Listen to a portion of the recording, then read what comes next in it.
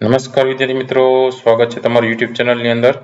ધોરણ 10 ની અંદર આપણે અલગ અલગ ગણિતના જે સ્વાધ્યાયના પ્રશ્ન જવાબ મૂકીએ છીએ, જેમાં અગાઉ સ્વાધ્યાય 2.1 અને એના ઉદાહરણના દાખલા પણ મુકાઈ ગયા છે અને અગાઉ બીજા પણ ચેપ્ટરના ઘણા બધા વિડીયોઝ મુકાઈ ગયા છે.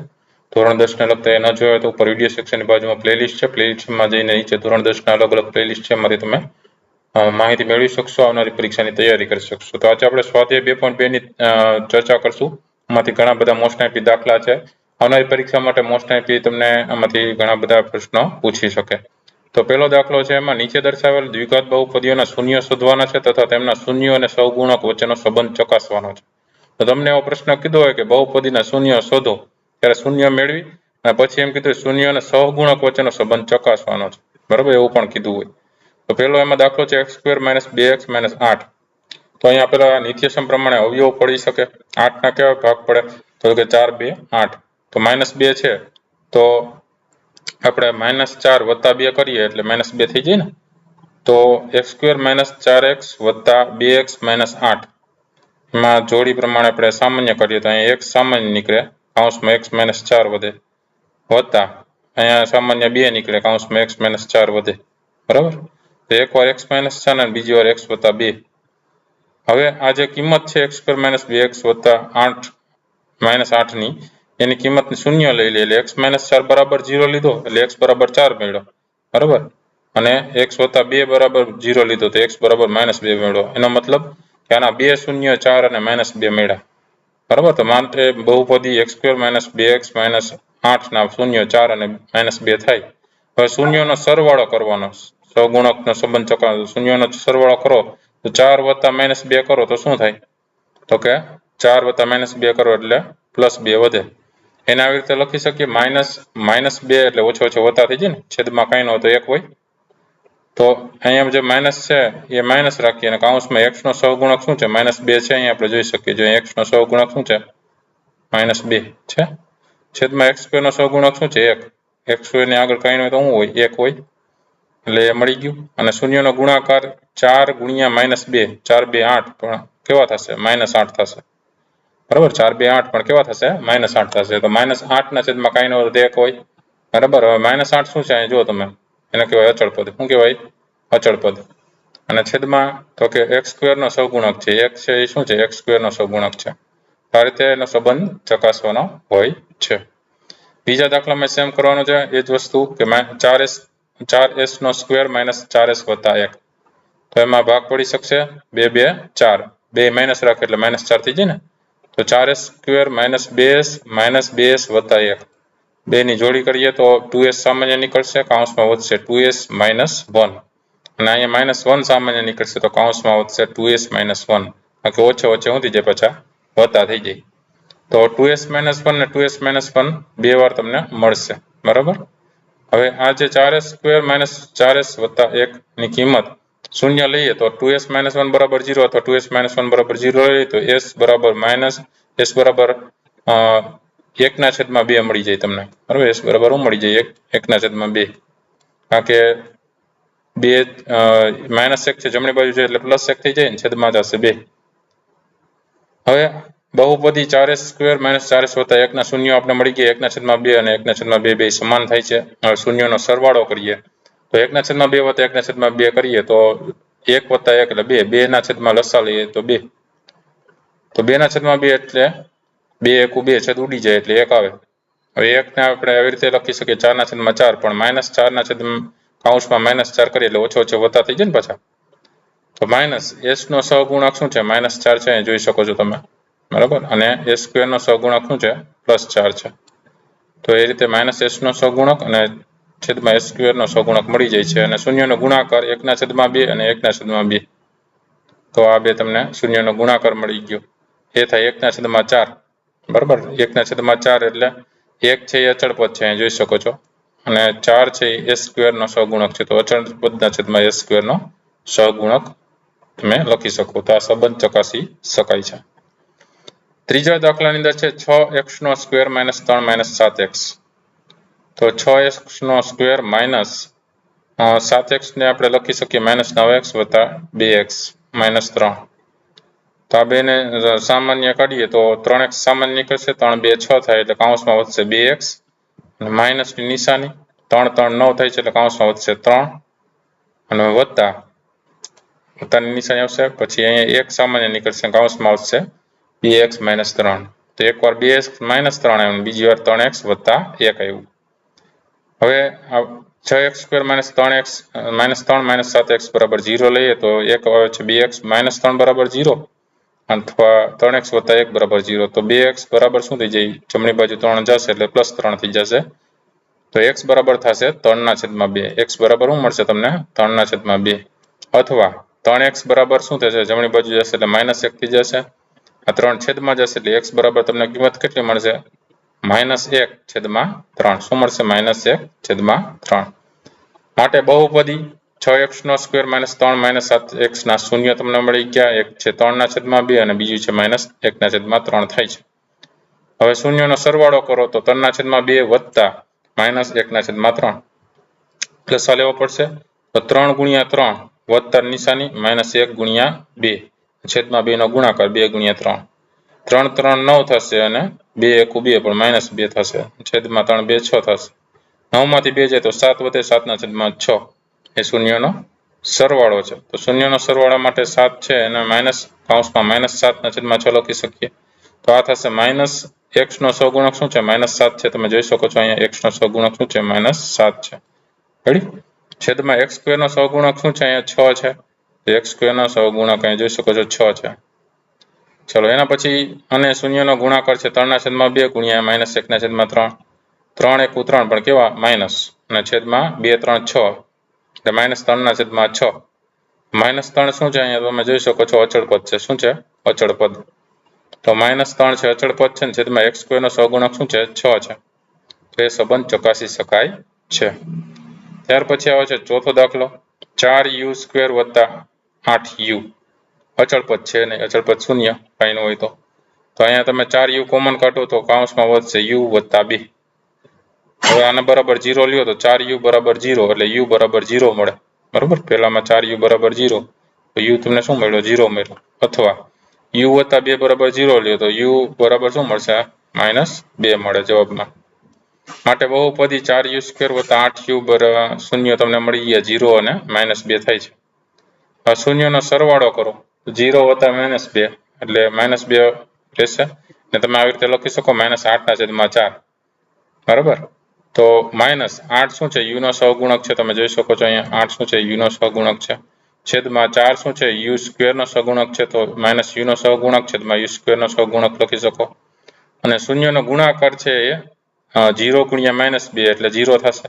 0 ના છેદમાં તમે 4 લખી શકો 0 શું છે કાંઈ ન હોય તો અચળ પદ શું છે અહીંયા 0 એટલે અચળ પદ અને 4 શું છે u² નો સહગુણક છે બરાબર 4 છે એ u² નો સહગુણક છે ત્યાર પછી પાંચમો દાખલો છે t² - 15 તો t² - 15 ને આવી રીતે લખી શકો t નો વર્ગ માઈનસ વર્ગમૂળમાં 15 નો વર્ગ બરાબર વર્ગમૂળ ઉડી જાય એટલે પાછા 15 આવી જાય ને એટલે આવી રીતે લખી શકીએ તો એકવાર t વત્તા વર્ગમૂળમાં 15 થાય ને એકવાર t ઓછા વર્ગમૂળમાં 15 થાય નિત્ય સમ a - b a + b પ્રમાણે શું થાય a² - b² તો એ જ નિત્ય સમનો અહીંયા ઉપયોગ કર્યો તો એકવાર t વત્તા વર્ગમૂળમાં 15 બરાબર 0 લઈએ અને અથવા t - વર્ગમૂળમાં 15 બરાબર 0 લઈએ એટલે કે t બરાબર - વર્ગમૂળમાં 15 મળશે અથવા તો t બરાબર + વર્ગમૂળમાં 15 મળશે માટે બહુપદી t² - 15 ના શૂન્ય શું થાય - વર્ગમૂળમાં 15 અથવા તો + વર્ગમૂળમાં 15 થાય છે હવે શૂન્યનો સરવાળો કરો એટલે બેનો સરવાળો કરીએ તો - વર્ગમૂળમાં 15 ને + વર્ગમૂળમાં 15 નો સરવાળો કરો એટલે શું થઈ જાય વર્ગ પ્લસ માઇનસ વાળા કેન્સલ થઈ જાય બરાબર એટલે 0 આવી જાય તો આને 0 ના આવી રીતે લખી શકીએ -0/1 તો -0 છે t નો સહગુણક છે બરાબર t આમાં પદ છે કે નથી એટલે t નો સહગુણક 0 છે છેદમાં t² નો સહગુણક કાંઈ ન હોય તો શું હોય આગળ 1 હોય કાંઈ ન હોય તો 1 હોય એટલે -t નો સહગુણક અને છેદમાં t² નો સહગુણક લખી શકીએ અને શૂન્યનો ગુણાકાર શું થાય - વર્ગમૂળમાં 15 ને + વર્ગમૂળમાં 15 નો તો વર્ગમૂળ છે એ કેન્સલ થઈ જાય 15 આવે પણ કેવા થશે માઈનસ બરાબર એટલે -15 જવાબમાં આવશે અને કાંઈ ન હોય તો છેદમાં 1 હોય તો -15 છે એ અચળ પદ છે તમે જોઈ શકો છો -15 શું છે અચળ પદ છે -15 અચળ પદ છે, છેદમાં 1 છે એ t² નો સહગુણક છે, એટલે જવાબમાં લખી શકીએ કે અચળ પદના છેદમાં t² નો સહગુણક. છઠ્ઠું જોઈએ 3x નો વર્ગ - x - 4, તો અને આવી રીતે લખી શકીએ 3x નો વર્ગ 4 તેરી 12 છે ને, તો વત્તા 3x અને ઓછા 4x, 4 તેરી 12 પાછા ભાગ પાડી શકીએ, તો 3 માંથી -4 જાય એટલે -1 આવી જાય ને. હવે બે ની જોડી કરીએ તો 3x નો વર્ગ વત્તા 3x માંથી સામાન્ય 3x નીકળે, તો કૌંસમાં શું વધે? x વત્તા 1 વધે. આ -4 સામાન્ય કાઢીએ છીએ તો કૌંસમાં વધે x વત્તા 1, તો એક વાર x વત્તા 1 આવ્યું અને બીજી વાર 3x - 4 આવ્યું, બરાબર. હવે આ 3x² - x - 4 બરાબર 0 લેતા x વત્તા 1 બરાબર 0 થાય, અથવા તો 3x - 4 બરાબર 0 થાય. કારણ કે નિત્યસમના શૂન્ય શોધો હોય તો બધાની અંદર રીત સેમ જ આવશે, એના શૂન્ય શોધવા માટે એને 0 લેવો પડે, બરાબર. એના બરાબર 0 લઈએ તો x વત્તા 1 બરાબર 0 માં શું થાય? x બરાબર -1 થાય, x બરાબર -1 થાય, રેડી. અથવા તો બીજું શું છે એમાં, તો કે 3x બરાબર 4 થશે, તો 3x બરાબર 4 થાય તો 3 છેદમાં જાય તો x બરાબર શું આવે? 4 ના છેદમાં 3, એટલે એક x મળ્યો -1 અને બીજો x મળ્યો તમને 4 ના છેદમાં 3 મળ્યો, બરાબર. હવે બહુપદી 3x નો વર્ગ -x - 4 ના શૂન્ય -1 અને 4 ના છેદમાં 3 થાય છે, તો શૂન્યનો સરવાળો શું થાય? બેનો સરવાળો કરો, -1 વત્તા 4 ના છેદમાં 3, એટલે થશે લસા લઈએ તો -3 વત્તા 4 છેદમાં 3, 4 માંથી 3 જાય તો 1 ના છેદમાં 3 થશે. એના બરાબર કૌંસમાં -1 ના છેદમાં 3 લખી શકીએ, તો માઇનસ શું છે? -1 છે x નો સહગુણક છે, તો -x નો સહગુણક ના છેદમાં 3 શું છે? 3 છે એ x² નો સહગુણક છે, તો -x નો સહગુણક છેદમાં x² નો સહગુણક લખી શકો. અને શૂન્યનો ગુણાકાર શું લખી શકીએ? તો કે -1 ગુણ્યા 4 ના છેદમાં 3, તો ઓછે વત્તે ઓછા, તો ઓછા 4 ના છેદમાં 3 લખીએ તો ઓછા 4 શું છે? તો કે એ અચળ પદ છે. શું છે? અચળ પદ છે, ત્યાં લખવાનું અચળ પદ, અને છેદમાં x² નો સહગુણક શું છે? 3 છે, જોઈ શકો છો અહીંયા x² નો સહગુણક શું છે? 3 છે, બરોબર. ચાલો હવે એના પછી દાખલા નંબર 2, નીચે દર્શાવેલા સંખ્યાઓના અનુક્રમે દ્વિઘાત બહુપદીના શૂન્યનો સરવાળો અને શૂન્યનો ગુણાકાર છે તે પરથી દ્વિઘાત બહુપદી મેળવવાની છે. તો પેલું જોઈએ તો 1 ના છેદમાં 4 છે અને -1 છે, અને દ્વિઘાત બહુપદી મેળવવી તો ધારો કે માગેલ દ્વિઘાત બહુપદી ax નો વર્ગ વત્તા bx વત્તા c ના શૂન્ય આલ્ફા અને બીટા છે. શું છે? આલ્ફા અને બીટા આપણે ધારીએ છીએ. તો આપેલ માહિતી મુજબ આપણે આલ્ફા વત્તા બીટા બરાબર શું લખી શકીએ? 1 ના છેદમાં 4, બરાબર. આ શૂન્યનો સરવાળો છે અને આ શૂન્યનો ગુણાકાર છે, અને આલ્ફા ઇન્ટુ બીટા એટલે શૂન્યનો ગુણાકાર છે એ લખી શકીએ -1 ના છેદમાં -1 આપ્યો છે, એના બરાબર c ના છેદમાં a લખી શકીએ, બરોબર. હવે આ -1 ને -4 ના છેદમાં 4 લખી શકીએ આપણે, કારણ કે -1 થી જવાનો 4 4 તો ઉડી જાય. એનો મતલબ એ થયો કે a ની જગ્યાએ તમે જોઈ શકો શું છે? એની જગ્યાએ નીચે 4 છે, બેમાં જોઈ, એની જગ્યાએ શું આપ્યું છે? અહીંયા 4 આપ્યું, જો એની જગ્યાએ 4 નીચે, તો a બરાબર 4 થયું, બરાબર. b બરાબર ઉપર શું થયું? -1 થયું.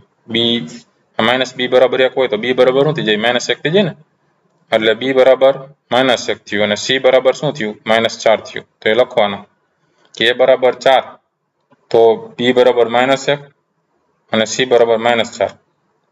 આથી આપેલ શરતના અનુસાર એક દ્વિઘાત બહુપદી 4x નો વર્ગ -x અને -4 છે. કોઈ પણ શૂન્યતર વાસ્તવિક સંખ્યા k માટે આપણે k ને આપણે કેમ લખી શકીએ? k ને લખવો હોય તો k પહેલા સામાન્ય કાઢવાનો, બરાબર. k સામાન્ય કાઢીને કૌંસમાં લખવાનું 4x નો વર્ગ -x અને -4, એ રીતે લખવાનું, બરાબર. હવે એ સ્વરૂપની દરેક બહુપદી આપેલ શરતને અનુરૂપ બહુપદી થાય છે. હવે બીજું છે એમાં વર્ગમૂળમાં 2 અને 1 ના છેદમાં 3. આપણે એને ધારવો હોય તો ધારી શકીએ કે ધારો કે માગેલ દ્વિઘાત બહુપદી x નો વર્ગ વત્તા bx વત્તા c ના શૂન્ય આલ્ફા અને બીટા છે. શું છે? આલ્ફા અને બીટા છે. તો આપેલ માહિતી મુજબ આલ્ફા વત્તા બીટા બરાબર શું થાય? વર્ગમૂળમાં 2, એના બરાબર -b ના છેદમાં a, અને આલ્ફા ઇન્ટુ બીટા બરાબર 1 ના છેદમાં 3, એના બરાબર શું થાય? c ના છેદમાં a. હવે તમે જોઈ શકો છો કે જો a બરાબર અહીંયા 3 લઈએ, a બરાબર શું લઈએ અહીંયા નીચે 3 લઈએ તો b બરાબર શું હોવું જોઈએ 3 વર્ગમૂળ 2 હોવું જોઈએ, કારણ કે વર્ગમૂળમાં 3 છેદમાં ઉડી જાય બરાબર. તો a બરાબર 3 હોય તો b બરાબર -3 વર્ગમૂળમાં 2 થાય અને c તમારો થશે અહીંયા 1. c શું થશે 1. આથી આપેલ શરતને અનુરૂપ આપણે એક દ્વિઘાત બહુપદી 3x નો વર્ગ એની જગ્યાએ 3x નો વર્ગ માઈનસ 3 વર્ગમૂળ 2 x વત્તા 1 થાય છે. તો કોઈ પણ શૂન્યતર વાસ્તવિક સંખ્યા k માટે k કૌંસમાં 3x નો વર્ગ માઈનસ 3 વર્ગમૂળમાં x વર્ગમૂળ 2x વત્તા 1 એ સ્વરૂપની દરેક બહુપદી આપેલ શરતને અનુરૂપ બહુપદી છે બરાબર. ત્રીજા દાખલામાં 0 ને વર્ગમૂળ 5 આપ્યું છે. તો ધારો કે આપણે માગેલ દ્વિઘાત બહુપદી છે એ ax નો વર્ગ વત્તા bx વત્તા c ના શૂન્યો છે એ આલ્ફા અને બીટા છે. તો આપેલ માહિતી મુજબ આલ્ફા વત્તા બીટા બરાબર 0 લખ બરાબર. તો આલ્ફા અને બીટા નો સરવાળો માઈનસ b ના છેદમાં 1 શું આવ્યું 0 આવ્યો અને આલ્ફા ઇન્ટુ બીટા બેનો ગુણાકાર વર્ગમૂળમાં 5 છે તો એના બરાબર c ના છેદમાં a. તો તમે જોઈ શકો ધારો કે c બરાબર વર્ગમૂળમાં 5 લઈએ ને તો a નીચે કાંઈ ન હોય તો 1 હોય. શું હોય a બરાબર 1 હોય તો સામે b શું થવાનો છે 0 થાય છે. તો જો a બરાબર 1 હોય તો b બરાબર 0 થાય અને c બરાબર માઈનસ વર્ગમૂળમાં 5 થાય. આથી આપેલ શરતને અનુરૂપ એક દ્વિઘાત બહુપદી શું થાય x² વત્તા વર્ગમૂળમાં 5 શું થશે x² વત્તા વર્ગમૂળમાં 5 થાય છે. તો કોઈ પણ શૂન્યતર વાસ્તવિક સંખ્યા માટે k માટે આપણે k કૌંસમાં x² વત્તા વર્ગમૂળમાં 5 સ્વરૂપની દરેક બહુપદી આપેલ શરતને અનુરૂપ બહુપદી છે એમ સાબિત થાય છે બરાબર. એ રીતે આપણે લખી શકીએ. ચલો ત્યાર પછી ચોથો દાખલો છે 1 અને 1. એટલે એનો મતલબ શું થયો કે આપેલ દ્વિઘાત બહુપદી છે એમાં શૂન્યનો સરવાળો અને શૂન્યનો ગુણાકાર બે શું છે એક જ છે. ચલો તો એ જોઈએ આપણે કે ધારો કે માગેલ દ્વિઘાત બહુપદી છે એ ax વર્ગ વત્તા bx વત્તા c ના શૂન્ય આલ્ફા અને બીટા છે. તો આપેલ માહિતી મુજબ આલ્ફા વત્તા બીટા બરાબર 1 થાય. એના મતલબ માઈનસ b ના છેદમાં a બરાબર 1 અને આલ્ફા ઇન્ટુ બીટા બરાબર 1 થાય એના બરાબર c ના છેદમાં a. તો જો a બરાબર 1 હોય તો b બરાબર -1 થાય અને c બરાબર 1 થાય. આથી આપેલ શરતને અનુરૂપ એક દ્વિઘાત બહુપદી x² - x વત્તા 1 છે અને કોઈ પણ શૂન્યતર વાસ્તવિક સંખ્યા k માટે k કૌંસમાં x² - x વત્તા 1 થાય છે. એ સ્વરૂપની દરેક બહુપદી આપેલ શરતને અનુરૂપ બહુપદી છે સાબિત થાય છે. પાંચમો દાખલો છે એમાં -1/4 અને +1/4. ધારો કે આપેલ માગેલ દ્વિઘાત બહુપદી ax² વત્તા bx વત્તા c ના શૂન્ય આલ્ફા અને બીટા છે. તો એ જ રીતે લખવાનું. રીત બધામાં સેમ જ આવશે. આલ્ફા વત્તા બીટા બરાબર શું થાય શૂન્યનો સરવાળો -1/4 એના બરાબર થાય -b ના છેદમાં a લખ નાખવાનો અને આલ્ફા ઇન્ટુ બીટા શૂન્યનો ગુણાકાર એ +1/4 છે એના બરાબર c ના છેદમાં a લખ નાખવાનો. એ તમે જોઈ શકો બેમાં શું છે નીચે 4 છે તો a બરાબર 4 લ્યો તો અહીંયા b છે એ અહીં માઈનસ માઈનસ કમ્પેર કરો તો b બરાબર 1 આવે અને c બરાબર શું આવે અહીંયા સામે 1 આવે. તો આપણી આપેલ શરતને અનુરૂપ એક દ્વિઘાત બહુપદી a ની જગ્યાએ 4 મૂકી તો 4x નો વર્ગ વત્તા b ની જગ્યાએ 1 એટલે x વત્તા c ની જગ્યાએ 1 છે બરાબર. તો કોઈ પણ શૂન્યતર વાસ્તવિક સંખ્યા k માટે k કૌંસમાં 4x નો વર્ગ વત્તા x વત્તા 1 એ સ્વરૂપની દરેક બહુપદી આપેલ શરતને અનુરૂપ બહુપદી છે. અને છઠ્ઠું છે એમાં +4 અને +1. તો ધારો કે માગેલ દ્વિઘાત બહુપદી છે એ x નો વર્ગ વત્તા bx વત્તા c ના શૂન્યો આલ્ફા અને બીટા છે. તો આપેલ માહિતી મુજબ આલ્ફા વત્તા બીટા બરાબર 4 થાય. એનો મતલબ એના બરાબર b ના -b લખી શકીએ અને શૂન્યનો ગુણાકાર આલ્ફા ઇન્ટુ બીટા બરાબર 1 છે એના બરાબર c ના છેદમાં a લખી શકીએ. તો a ની જગ્યાએ કાંઈ ન હોય તો શું હોય 1 હોય બરાબર. એની જગ્યાએ કાંઈ ન હોય તો શું હોય 1. તો a બરાબર 1 લઈએ તો b બરાબર શું થાય -4 થાય b બરાબર -4 થાય અને c બરાબર અહીં સામે શું છે 1 છે. આથી આપેલ શરતને અનુરૂપ કોઈ એક દ્વિઘાત બહુપદી x² - 4x વત્તા 1 છે. કોઈ પણ શૂન્યતર વાસ્તવિક સંખ્યા k માટે k કૌંસમાં x² - 4x વત્તા 1 સ્વરૂપની દરેક બહુપદી આપેલ શરતને અનુરૂપ બહુપદી છે એમ લખી શકીએ છીએ. તો આ અલગ અલગ દાખલાઓ વિડીયો ગમ્યો હોય તો લાઈક કરજો અને તમારા મિત્રોને પણ વિડીયો શેર કરજો. સાથે ચેનલને સબસ્ક્રાઇબ ન કરી તો ચેનલને સબસ્ક્રાઇબ કરી લેજો નવા નવા વિડીયોઝ છે ચેનલ પર મુકાતા રહેતા હોય છે. ફરી પાછા નવા વિડીયો સાથે મળીએ, ત્યાં સુધી ન જોયેલા વિડીયોઝ જોઈ લેજો. આવનારી પરીક્ષાની તૈયારી કરતા રહેજો. Thank you very much and take care.